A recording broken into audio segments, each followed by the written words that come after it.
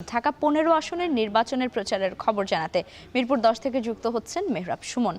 মেহরাব, মিরপুর ১০-এ রয়েছে, নির্বাচনী প্রচারণা কেমন দেখছেন আর ভোটারদের কেমন সাড়া পাচ্ছেন প্রার্থীরা, কি দেখতে পাচ্ছেন আপনি?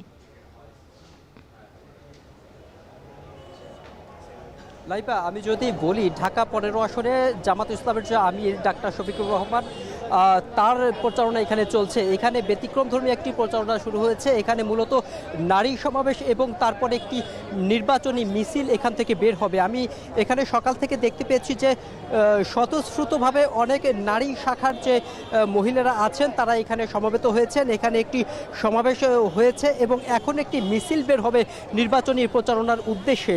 আমি এদের সঙ্গে সকালে এসেই কথা বলেছি। তারা যেটি জানিয়েছে যে এখানে আমি তাদের প্রশ্ন করেছি এবং তারা আমাদের কিছু উত্তরও দিয়েছে। তারা যেটি জানিয়েছে, যদি জামাত ইসলামী ক্ষমতায় আসে তাদের ইস্তেহার অনুযায়ী নারীদের প্রতি যে কর্মস্থলে যে কর্মঘণ্টা সেটিকে কমিয়ে আনা হবে এবং নারীরা অধিক নিরাপত্তায় থাকতে পারবে বিগত সরকারগুলো থেকে। তারা এটি আমাদের জানিয়েছে। আরও যেটি জানিয়েছে যে ইস্তেহার অনুযায়ী নারীদের যে সুযোগ সুবিধা দেওয়া হচ্ছে এবং সেই অনুযায়ী তারা প্রতিশ্রুতি দিচ্ছে এবং এই মহিলা শাখায় বিভিন্ন ভোটারদের দাঁড়ে দাঁড়ে গিয়ে জামাত ইসলামের যে আমির তার পক্ষ থেকে প্রতিশ্রুতি দিচ্ছেন। আমি এখানে দেখতে পেয়েছি যে সকাল থেকেই আপনার ছাত্র শিবির এবং জামাত ইসলামের বিভিন্ন স্তরের নেতাকর্মীরা এই মিছিলে অংশ নিয়েছে এবং প্রচারণায় অংশ নিচ্ছে।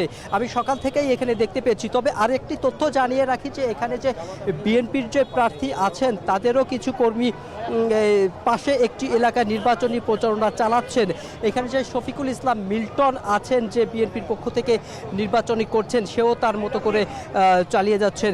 এখানে মোট ভোটার সংখ্যা প্রায় ৪ লাখ রয়েছেন এবং এখানে অর্ধেকই রয়েছেন মহিলা ভোটার। তারা যেটি বলছেন যে মহিলা যারা ভোটার আছেন তারা স্বতঃস্ফূর্তভাবেই জামাত ইসলামকে সাপোর্ট করছেন এবং তাদের কর্মকাণ্ডের সঙ্গে তারা একমত প্রকাশ করছেন এবং জামাত ইসলামও বারবার যে ধরনের প্রতিশ্রুতি দিচ্ছেন যে মহিলাদের কর্মঘণ্টা কমিয়ে আনা হবে, তাদের অধিক নিরাপত্তা দেওয়া হবে এবং মিরপুরে একটি শ্রমিক বান্ধব এলাকা হওয়াতে এখানে যে ধরনের সমস্যাগুলো আছে, যেমন আমরা যদি বলি যে এখানে তারা যেটি বলার চেষ্টা করছে যে মিরপুর চাঁদাবাজ মুক্ত এবং আধুনিক নগরী হিসেবে গড়ে তোলা হবে বলে এই প্রতিশ্রুতি তারা এখানে বারবার দিয়ে আসছে। এই মিরপুর একটি জনবহুল এলাকা হওয়াতে এখানে আধুনিক যে সুযোগ সুবিধাগুলোর অভাব রয়েছে সেই সুযোগ সুবিধা সম্বলিত মিরপুরকে গড়ে তোলার প্রত্যয় ব্যক্ত করেছেন তারা। এই ছিল মিরপুর ১০ থেকে আমার কাছে সবশেষ তথ্য।